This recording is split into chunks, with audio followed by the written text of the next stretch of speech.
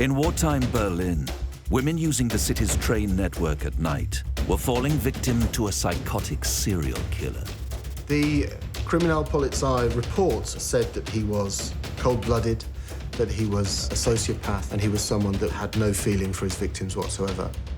But despite desperate attempts by the police to catch the murderer, the Nazi high command wanted to keep the investigation a secret. The authorities didn't want the population to get frightened or to feel that the authorities were not in control of the situation. Tremendous limitations were placed on what could be released to the general public. Wilhelm Hermann Goering. I think it's a very fertile ground, conspiracy theorists.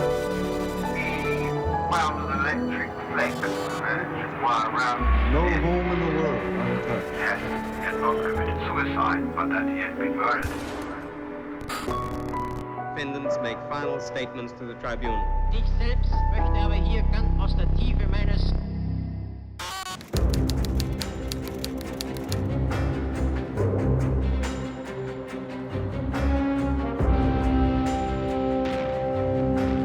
During World War II, the Allied bombing campaign against Germany had caused the Nazis to issue blackout orders in all major cities across the Reich. And as war raged across Europe during the largest conflict mankind had ever seen, the people of Berlin spent their evenings in almost complete darkness. But for women traveling on the S-Bahn train network, they had to contend with the added terror of knowing a serial killer stalked the carriages at night.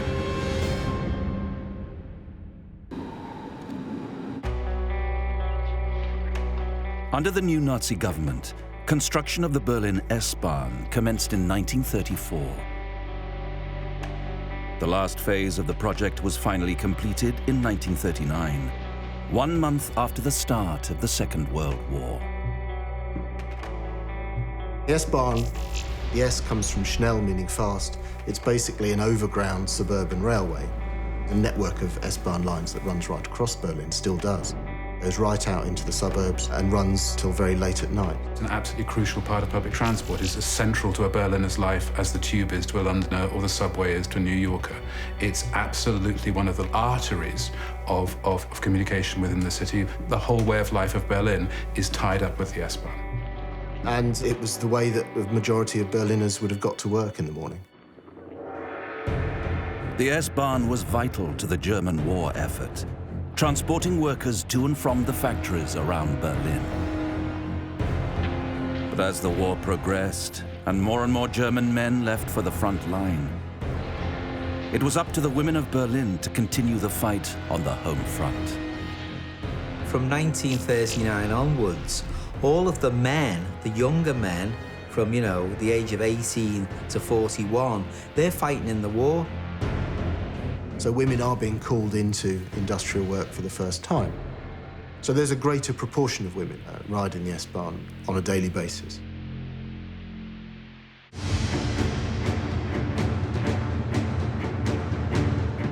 But with its factories, infrastructure, and prominent position within the Reich, Berlin was an obvious target for the Allies. And its location was well within striking distance of the British RAF bombers. The blackout order was given on the first day of the war, on 1st of September 1939 in Germany. And it effectively meant that any light source visible from above 500 meters, so visible from the air, had to be shrouded or covered and otherwise made invisible. And this meant generally that you had to sort of tape up windows, you had to have thick blackout curtains for doors and so on at night time. All street lights would be either turned off or shrouded.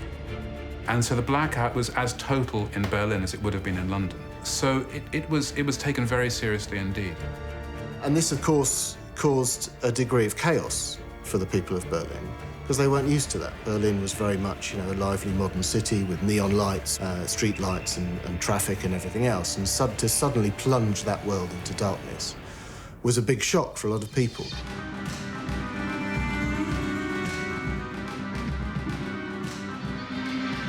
While the Berlin blackout served to hinder the accuracy of the Allied bombers, it also created an environment in which crime was able to thrive. It was a very surreal twilight atmosphere in cities under bombardment at war, and all sorts of nefarious deeds went on under the cover of darkness. There is an upsurge in crime, robbery, prostitution, all of that stuff. And there's a massive spike in accidental death. Car accidents, people falling on train tracks, people falling in front of trams. The discovery of dead bodies around the streets of Berlin was nothing unusual for the time. On average, in the winter of 1940, there is one person being killed every night in Berlin, thanks to accidents in the blackout. So you have a huge amount of deaths for the police to sift through.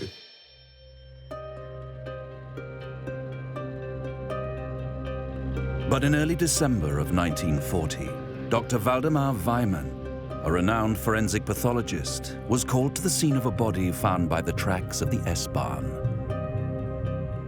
The woman was identified as Elfriede Franke, and at first glance it seemed possible that she had accidentally fallen from a moving train. But a closer examination would be required to determine the cause of death. On inspection of Elfriede Franke's head wounds, Dr. Weimann noticed several unique features inconsistent with the theory of accidental death.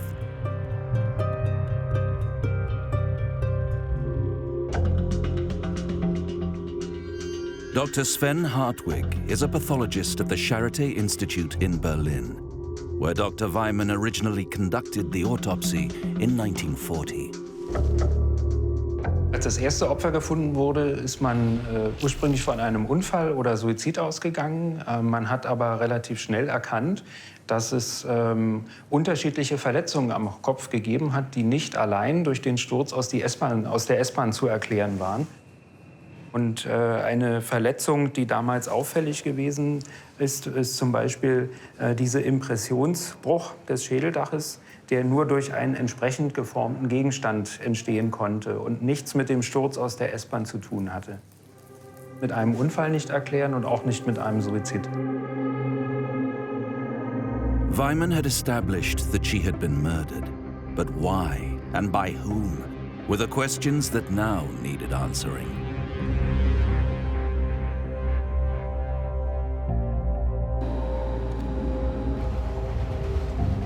It had been another night of the Berlin blackouts, and in the complete darkness of the S-Bahn train, Elfriede Franke, a 26-year-old nurse, was returning home at night after a long shift. The S-Bahn, like everything else, would be blacked out, so there'd be no light visible from the S-Bahn carriages at all. Franke was the only passenger traveling in the second-class carriage that night. That was until she reached Karlshorst station in the suburbs of Berlin.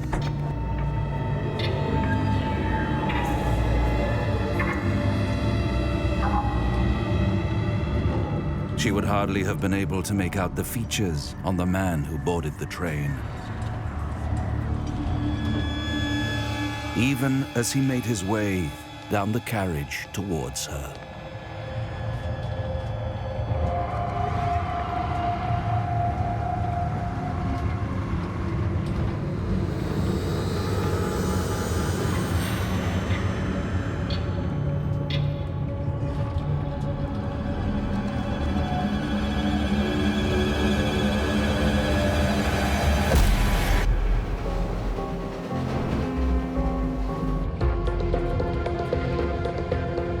It would take time for the police to realize that Elfriede Franke was not his first victim. But they would soon find out that she would not be his last. Blacked out, coming home late at night. It's a perfect scenario for a serial killer. That same evening, Dr. Weimann received another corpse into the morgue. Nothing unusual for wartime Berlin, except this body bore a similar head wound to the one found on Elfriede Franke. Die Rechtsmediziner haben damals erkannt, dass es an diesen Opfern vergleichbare Verletzungen gibt. Also sie haben erkannt, dass es sich um ein und dasselbe Werkzeug gehandelt haben muss. The first time it all starts coming together is in the double killing. And the reason that's important is that one of the killings, the woman has clearly been thrown from the S-Bahn. And the other one has taken place on a street, by the railway lines, but on the street. And they're only a few hundred meters apart. And so the picture starts beginning to come together. 19-year-old Irma Gard-Fries had been walking home alone at night, close to the Berlin-Karlshorst railway station. It had been no more than 30 minutes since the killer had last struck. But his murder spree had not yet ended.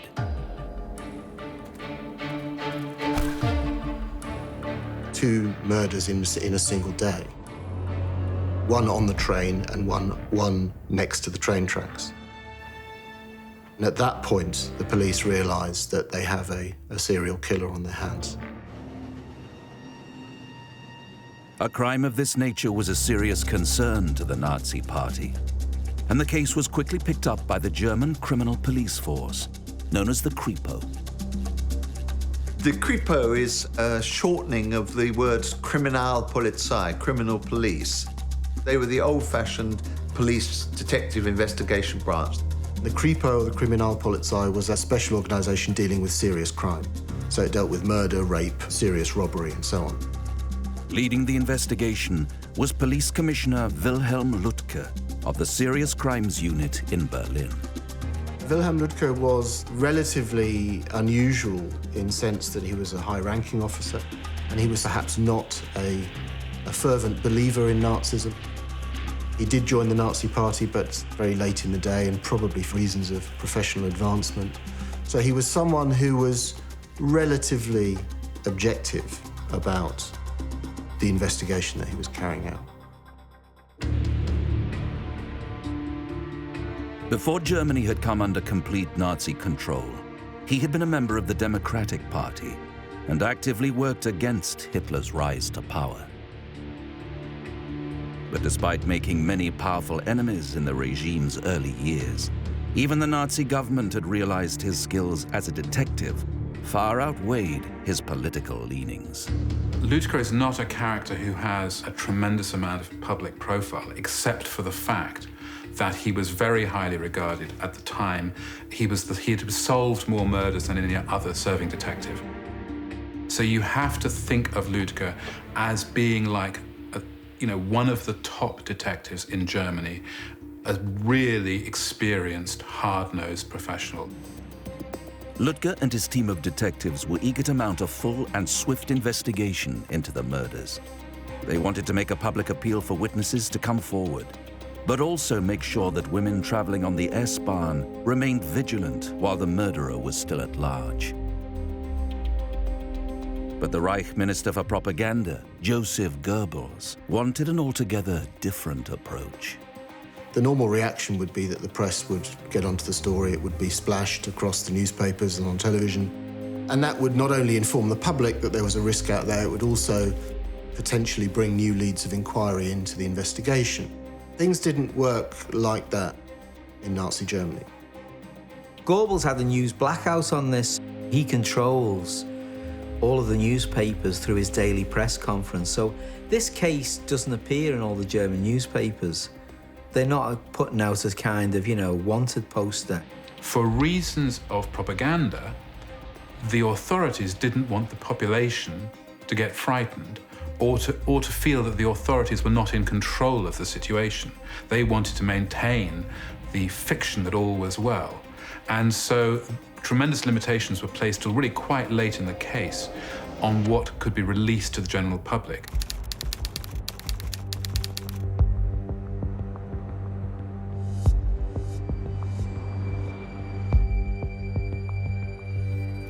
Hindered by the constraints of having to keep the investigation as quiet as possible, Lütke decided to search the records for similar cases to see if the killer had struck before. The police were able to link 6 previous attacks to the killer, all of them having taken place either on the S-Bahn itself or in and around a small part of Berlin known as the Garden area. There is a clear escalation. So initially, the early assaults are almost comical. They are jumping out and shining a torch in a woman's eyes at night, for example, which then graduates to sexual assault, to physical assault, and then, of course, to rape and murder. One of the things that you see is actually quite common amongst this type of psychopathology, and it's this sort of escalation that it's closer and closer approximations to the behavior that you ultimately want. So you don't kill right away, but you violate, you harm, you show sadistic behavior. Oftentimes we see this sort of combined with sort of sexual gratification. While many of the previous attacks had been either failed or opportunistic attempts, one had resulted in the fatal stabbing of a young mother from the garden area of Berlin, named Gertrude Ditter. A killing has happened in September in a shack in an allotment in Friedrichsfelde. The first murder that he commits is not actually on the S-Bahn at all. It's in what's known as the Laubenviertel, which was an area of small houses, often wooden houses, where effectively the poor, the proletariat of Berlin tended to live. And his first murder was of a woman there in the autumn of 1940. That was investigated by the police, of course, but was seen, I think, initially as a one-off. It wasn't connected to any of the previous crimes, the assaults and so on.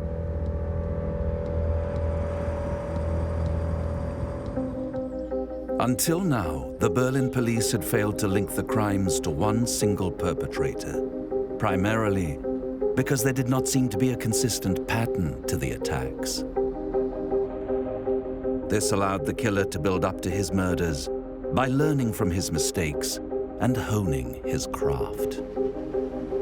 When a serial killer begins to kill, you look at the methods employed, you look at whether there's like a temporal rhythm to it, how often they're doing it, you look if there's a certain type of person that they're targeting in a certain location. And one of the things that we know was happening in this case is that there wasn't as many patterns as you'd expect. Actually, he would change the way he killed. He changed his modus operandi a number of times. His first victim was killed away from the train tracks. He used predominantly battery, so he would batter women over the head. Occasionally there was sexual assault and rape, but not always. And then occasionally he also used stabbing. So he used a number of different methods. There appear to be different motivations in the sense that some are clearly sexual attacks and some appear to be just assaults, just violent assaults. He would use different means, and I think that would have been very difficult for the detectives on the case. Although there was no clear pattern to the attacks, they all had one crucial thing connecting them. The common factor was the proximity to the S-Bahn in East Central Berlin. That was the thing that linked all of his murders.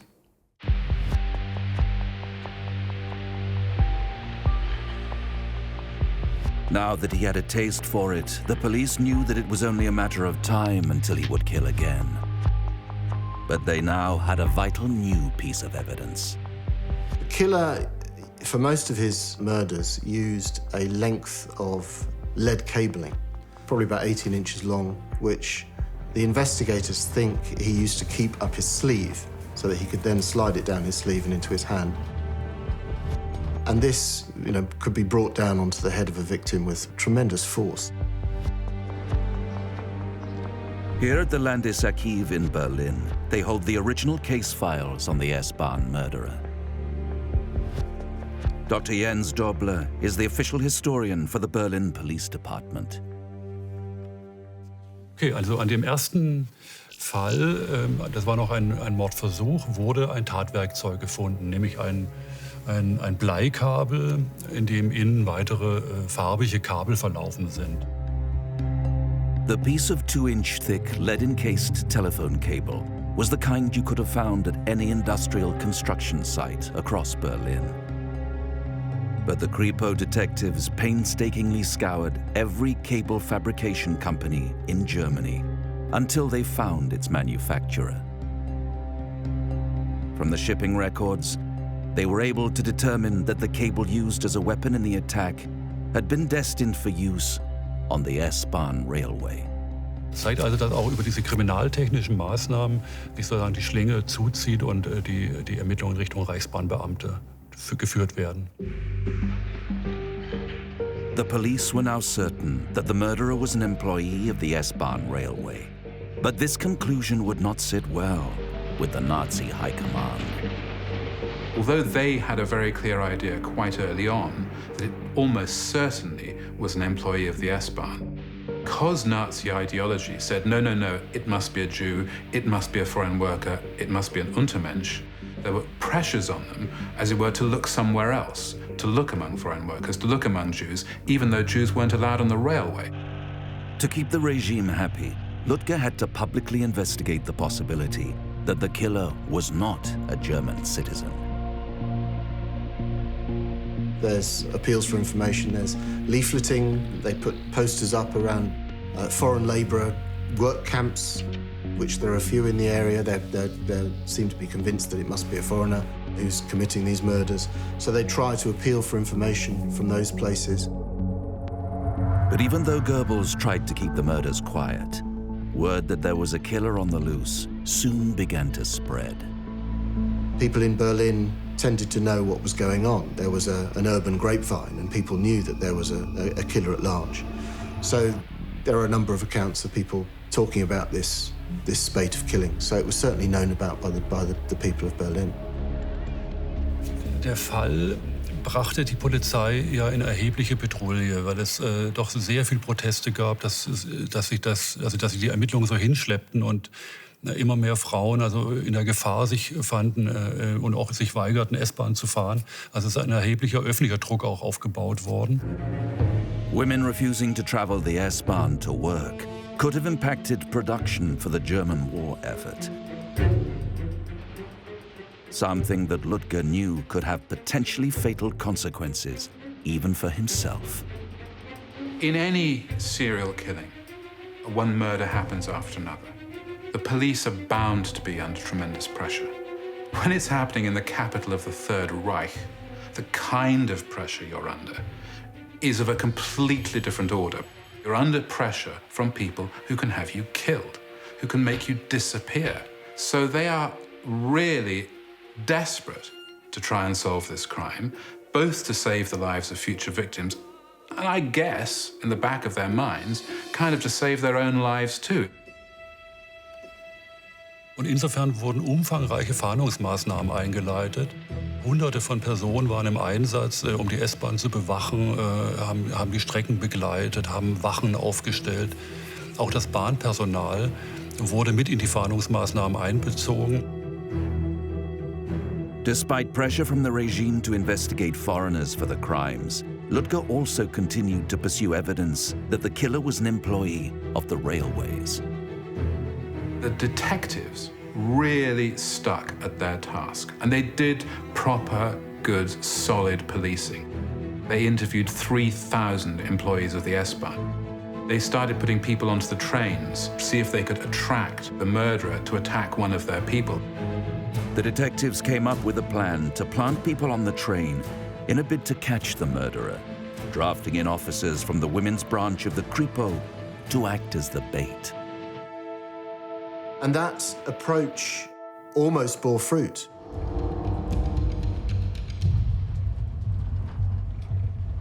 While on night patrol one evening, the officer watched as a figure appeared out of the darkness of the carriage and made his way towards her.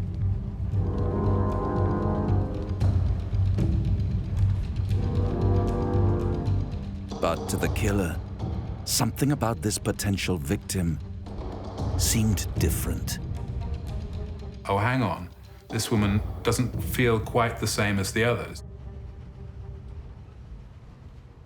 He seems to have become spooked, and when the train pulled into the station, ran off. And she chased after him, other police chased after him, he ran off the tracks, and they lost him in the darkness. I mean, they came this close to getting the killer. The Kripo had come close to catching the killer by using the female police officers as bait. So they decided to employ the same method again. But this time, they would make a small adjustment to the plan. Es war also eine sehr große und auch systematische Arbeit gewesen.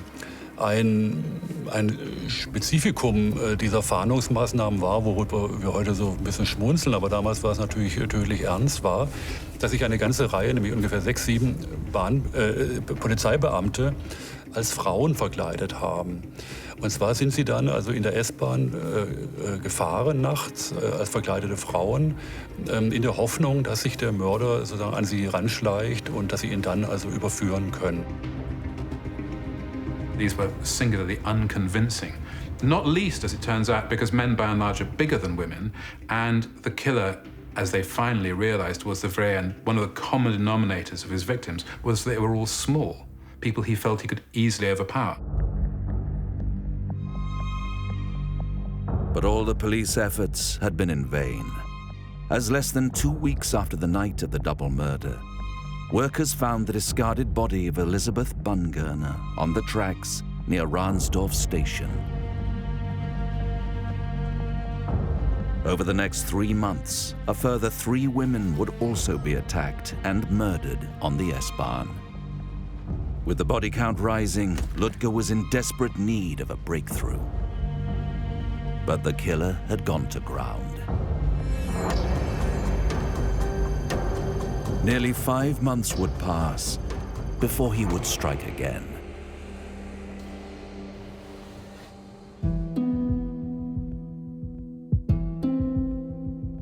This is the 8th victim, 35-year-old woman. And in the subsequent investigation, it's discovered that a boot print has been left at the scene. Bei jedem Mordfall wird eine Tatortzeichnung klassischerweise angefertigt von den Polizeizeichnern. In dieser Zeichnung ist der Standort der Leiche drin, dann alle Arten von Spuren, die gefunden werden und auch die Umgebung, damit man das also jederzeit nachvollziehen kann. Und hier bei dem Fall der Frau Conceal, übrigens der letzte Fall, kann man eigentlich sehr gut nachzeichnen, dass also mit Fußspuren gearbeitet wurde. Es wurden also Fußspuren gefunden. The footprint was the break the police had been hoping for, and Ludger quickly ordered his detectives to get to work tracking down the man who had been standing by the body. Because at the time, Berliners had rationing, and so they had to give coupons over for the shoes, they were able to find out exactly who had given coupons to buy these shoes. They were able to make a match to a Mr. W. Hyman, a carpenter who lived less than 300 meters from the crime scene. When investigators checked his records, they also discovered that he had previous convictions for sex crimes. Based on this evidence, Hyman was brought in for questioning. The evidence placed him at the scene of the murder, and his prior history of sex crimes meant that he fitted the killer's profile. The Kripo were convinced that they had their man. They proceeded to interrogate him in the hope of obtaining a confession and getting a resolution to the case. They'd got the footprint, Bayat body, they'd got a creep. In Nazi Germany, it would have been the work of an instant to get him eradicated. End of problem, end of grief they're getting from the Reich Main Security Office. Job done. But as the interview unfolded, they soon realized that something was not adding up. Hyman was able to provide them with cast-iron alibis for the previous murders, and witnesses were able to corroborate his story. So how had his footprint come to be found beside the body of Frida Conceal? It turned out it wasn't the killer. It was a peeping Tom who liked to kind of prowl in the neighborhood, seeing if he could see women undressing or couples at it. Found what he thought was a sleeping woman lying there, saw the wound in her head, and then did a runner. They caught him, they found him, only to discover that they'd got the wrong guy. The investigation was back to having no suspect. At a loss, Ludger ordered his detectives to go over the work rosters of all the S-Bahn workers until they had narrowed it down to employees whose shift patterns could have potentially matched with the murder sprees. Late on in the case, Ludger says, no, let's go back and let's just see if we can find anybody, go through all the interviews all over again and find people who have, if you like, anything that may tie them to one of the killings. And they come up with a list of 8 people. What they did at that point was to re-interview their list of suspects.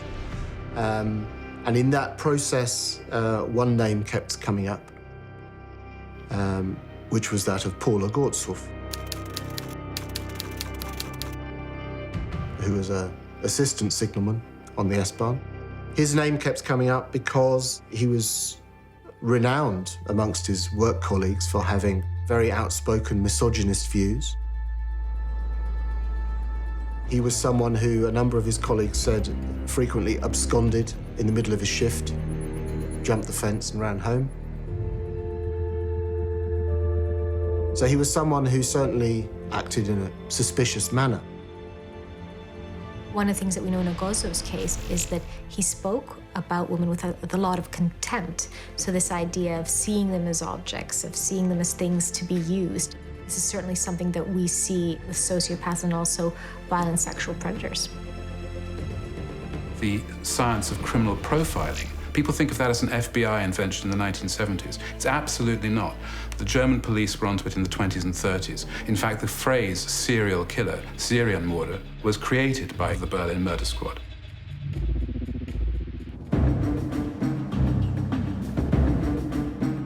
But if Orgozow had been known to act so suspiciously, why had it taken the police so long to investigate him?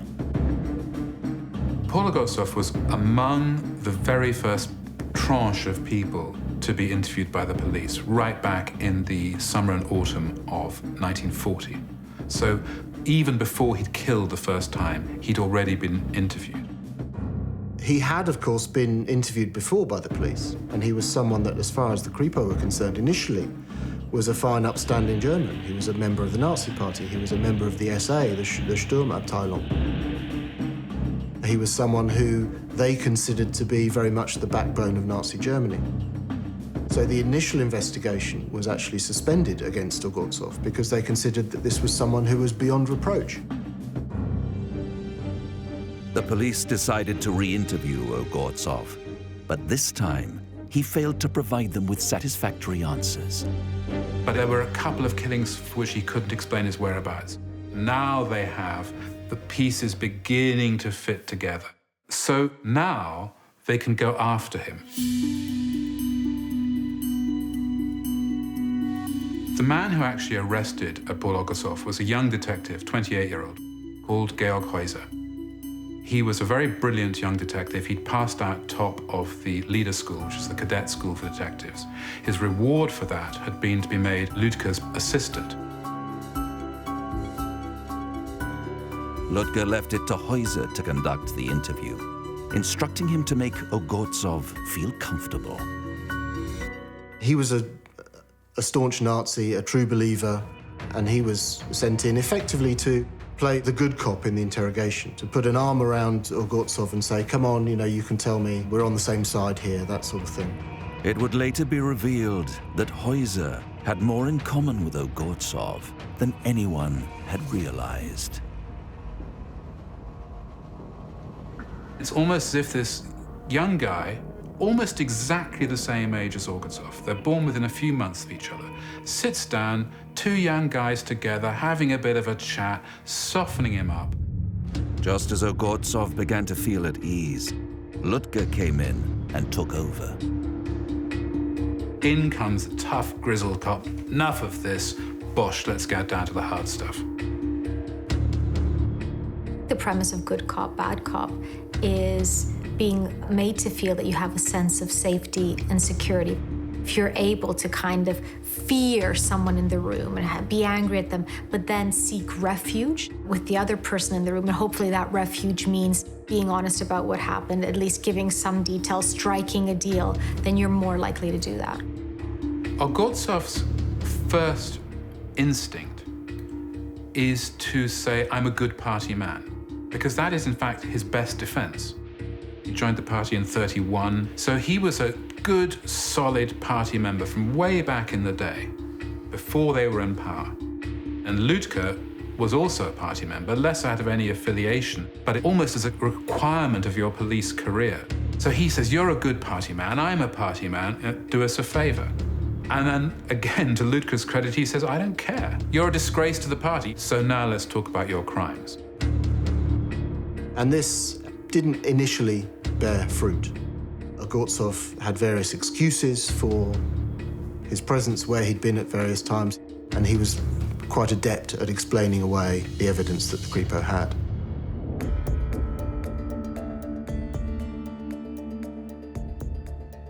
But Orgozow remained tight-lipped, and Ludger didn't have enough evidence to secure a conviction. So he pinned his hopes on conducting a forensic analysis of his railway uniform.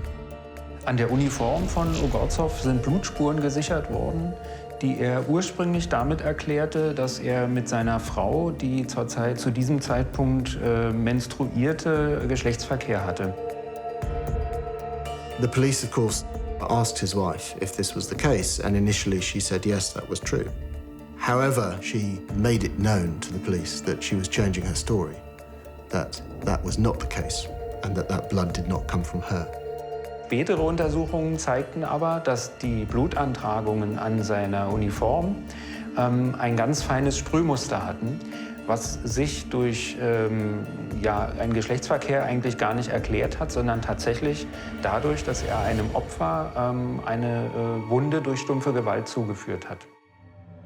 But in a time before DNA, and with forensic techniques still in their infancy, the amount recovered was not enough to test against the victim's blood type. So Ludger and Heuser decided to take Orgozow back to the scenes of the crimes in the hope of provoking a reaction. Hier haben wir also einen Übersichtsplan, der eigentlich auch sehr interessant ist, der damals angelegt wurde, in dem nämlich alle Taten, alle Versuche und alle vollendeten Fälle aufgeführt wurden. Und wir haben hier also die S-Bahn-Strecke, U-Bahnhof. Man kann also hier schön sehen, dass es schon also in Rummelsburg losgeht. Dann in dieser Kleingartensiedlung sind am meisten Taten passiert, bis hin nach Karlshorst. Ludger takes Orgozow out to the scenes of his first crimes in Friedrichsfelde, in the allotments, and walks him through the allotments. For some criminals, it does help taking them back to the scene of the crime. For others, it doesn't. A lot of them enjoy the celebrity. So the longer they can drag something out, the better. He stops by places where they know he's committed serious crimes and says, oh, well, something happened here, but it was nothing much. Initially just says, yeah, okay, I did the odd thing here. You know, I remember I shone a torch in a woman's face just to see her reaction, or I would say dirty things to them. And he starts giving himself away. But they had one more trick up their sleeve. Gertrude Nieswand had been one of Orgozow's early victims who survived the attack. Ludger had arranged for her to be waiting in the garden area to both identify and confront the man who had attempted to murder her.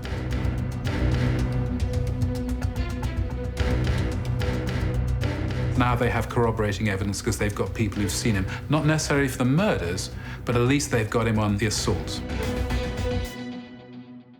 Ludger was wearing his suspect down, but too much was riding on this case for him not to obtain a full confession. So in a last-ditch attempt, he delivered his final blow. The final stage of the interrogation is I think, a great theatrical moment. It's one of those things that you couldn't make it up. This was the moment that turned the investigation. And then, like the kind of magician's flourish. Ludger had on his desk a number of the skulls of Orgozow's victims. And says, these are the women you killed. And that's the moment at which Orgozow cracks. Somehow it overwhelms him, the reality of what he's done becomes clear to him. He starts confessing, and they know they've got him. At the end of that confession, he admitted to 8 counts of murder, a further 6 counts of attempted murder, and 31 counts of assault. When the skulls were revealed, it would have been a confrontation with, the physicality of what he'd done. What they were trying to do was to kind of say, we have you. Orgozow also confessed to crimes that the police were not even aware of.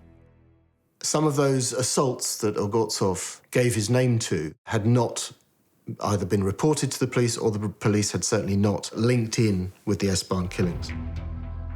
At his trial, Orgozow pleaded guilty to all charges.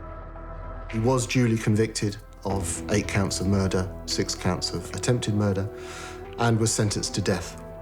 And 2 days later was executed by guillotine in Plötzensee prison in Berlin.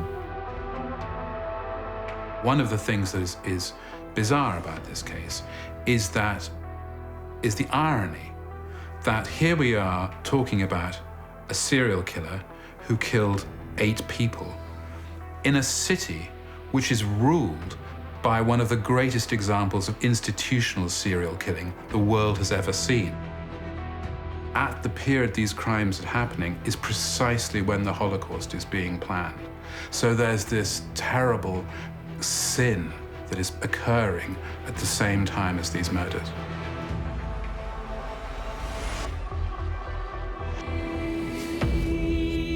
It's a sad fact that of the 3 men present in that interrogation room, it was not Paul Orgozow who turned out to be the most prolific murderer. Georg Heuser is the person who drew me to this story. He's a fascinating, troubling character. He was a brilliant young detective. He did something heroic. He's a good cop at this point. Later that year, 1941, he was called up, as many policemen were, to serve in the Einsatzgruppen, which were mobile killing squads.